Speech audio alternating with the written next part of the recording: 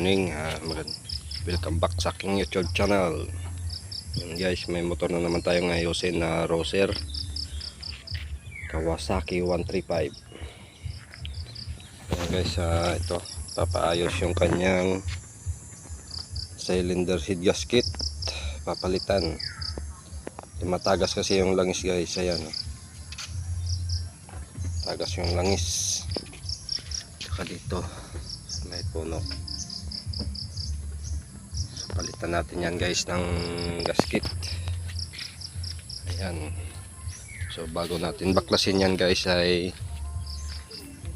hihigop muna tayo ng kape.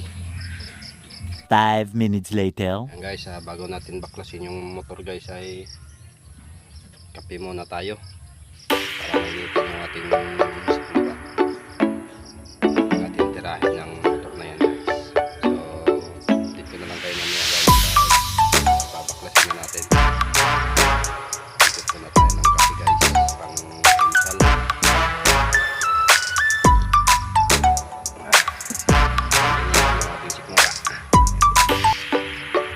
A few inches later.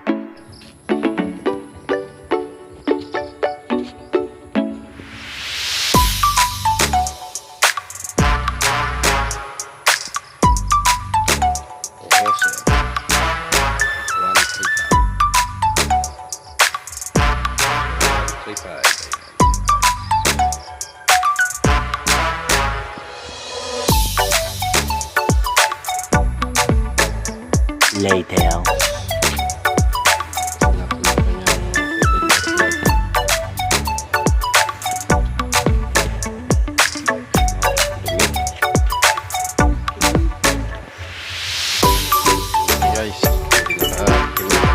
Guys, ayan. Paano masabi? Ayan pa.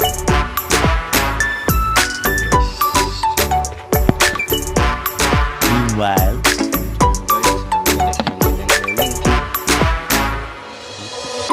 kaya dito dumadaan yung langis. Ito guys, ito bali, ito guys, oh. Kaya dito dumadaan yung langis, kailangan to ng palitan ng bago guys.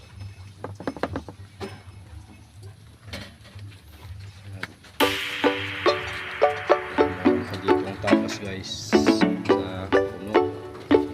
Ito tanggalin din natin, titignan natin ang kanyang gasket.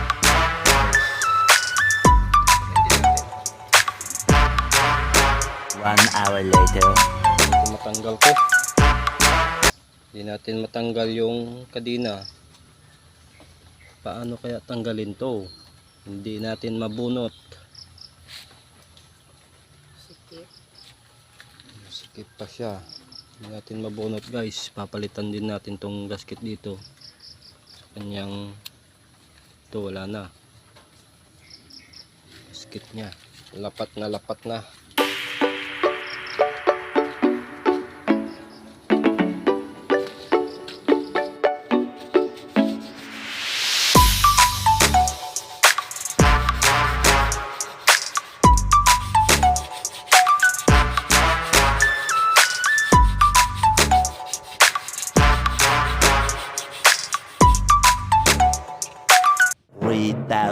Years later. Okay na yung motor. So chainsail na lang natin to guys. Ito chainsail natin ng Castrol Gold. Yan guys, tumutulog pa eh. Tanggalin muna natin yung langis. Okay na siya guys, ayan. So konting paligo na lang yan guys, ayos na. At yung cover na lang na mapuha ng papalitan. Na siya guys. Nabot na tayo ng alas 5 ng hapon sa pag-ayos ng motor na to guys. Hindi na kahapon. So ayan, ayos na siya.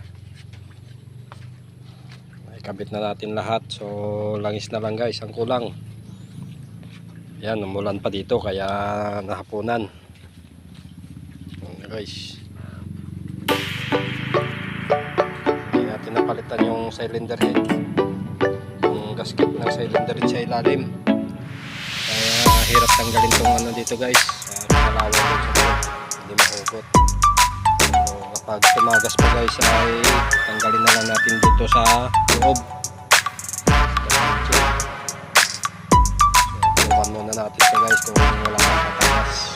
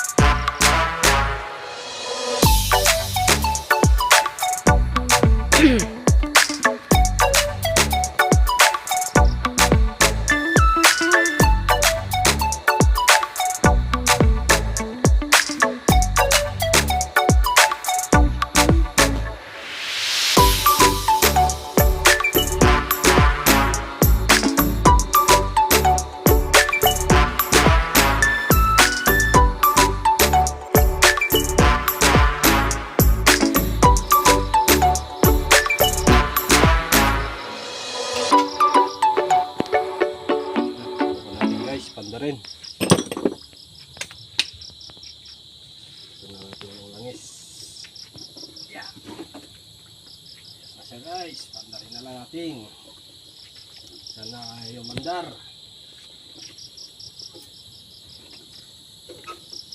Para hindi na sayang yung ating pagod.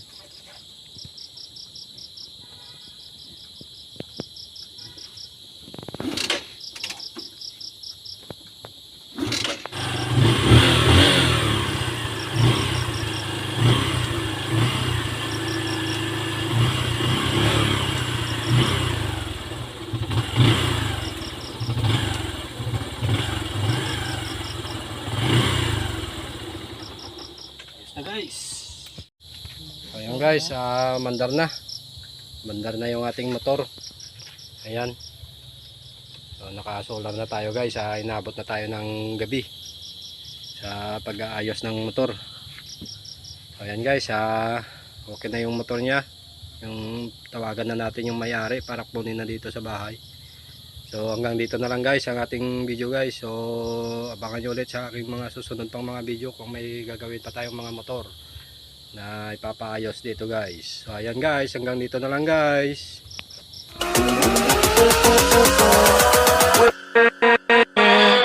With